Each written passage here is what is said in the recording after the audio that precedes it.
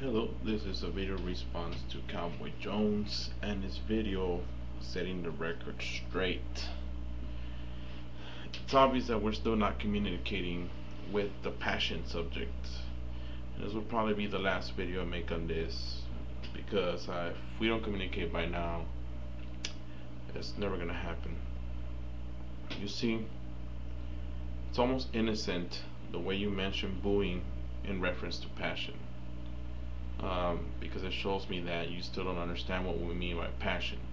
Now, I'm not trying to pwn you, I'm not trying to do anything, I'm just trying to explain myself here. Passion is not going to the camera and going like this, or booing. When we say we have passion by booing, it's not because we're actually just booing. It's because of the feelings that brew inside that cause us to boo. That's the passion. It's not the actual booing. It's that we take this so serious that we just don't know how to express, so we do it with a boo. Some teams, fans boo. All teams, all fans boo. For example, we mentioned Troy Aikman got booed in Texas Stadium, and that was done because of frustration. You see, we do it because we understand the game, and we understand what's going on, and we understand when the team's afraid, or when a team's not doing what they're supposed to be doing, and it frustrates us. And you gotta remember that this has been talked about the whole week in sports radio in Philadelphia. So this is something that we're very passionate about. Another thing I want to mention is the Michael Irvin cheering incident and why I defend it. When a boxer gets knocked out, people cheer. When Michael Irvin got knocked out, people cheered. Now, I don't think most Eagles fans did not know the severity of the injury, and if they did, well, they did. But you see, the point is that he's still alive, and he still has more money than any of the fans who were in the stadium. So as long as he's alive and he's got more money, hey, it's all fair game.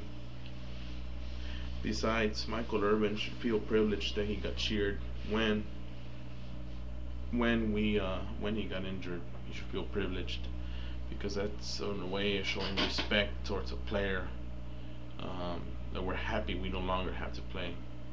So you can look at it that way also. The last one is your comments on Jeremiah Trotter. You know, you said that we need to make videos without educating ourselves. Well, you need to do the same too. You see, again, what you're doing is you're going to ESPN and listening to the way they put things, and it's causing disruption in the locker room. And he's the face of the defense and all that. Let me talk about Jeremiah Trotter for a bit.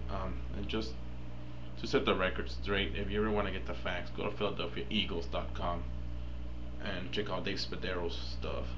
Because if you go to ESPN, even NFL Network, you're gonna get the twisted facts. Andy Reid's record in releasing players who he feels are no longer productive is excellent. We did the same. We went through the same situation with Deuce Staley, with Bobby Taylor, Troy Vincent, and Hugh Douglas. Hugh Douglas left for a lot of money to the Jaguars, and we cut. I mean, we just didn't even bother re-signing them. We were right all along. Same thing with Troy Vincent. He played safety a little bit, but hasn't been the Pro Bowl player he was. Bobby Taylor, same thing, and Deuce Staley, same thing. So we have a pretty good track record. Now, what you're confusing is that the emotional attachment as far as the actual productivity of the player. We're very emotionally attached to Trot. We love his passion, his acts, and all that good stuff. But as far as the actual playmaking goes, most Eagles fans will agree that it was just not happening anymore. You might have one or two plays that were pretty good, but he was getting torched on the pass. He couldn't go sideline to sideline anymore. He was still alright with a run, but that's why we're getting killed on third down. So, with the old and with the new, right? We're gonna miss Trot, but it was time to move on. So, you know, please don't assume that Andy Reid doesn't know what he's doing. Talking about your draft picks that we give you the number one, look, dude, that doesn't matter. All right, I mean that doesn't matter. most of our team comes from draft picks. There's some free agents there, but most of our team come from an unrestricted free agents. It's very low.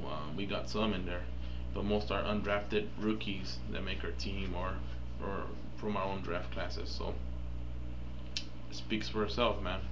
So, all right. So I hope we're cool with this. Hope I explained myself, and have a great Eagles day.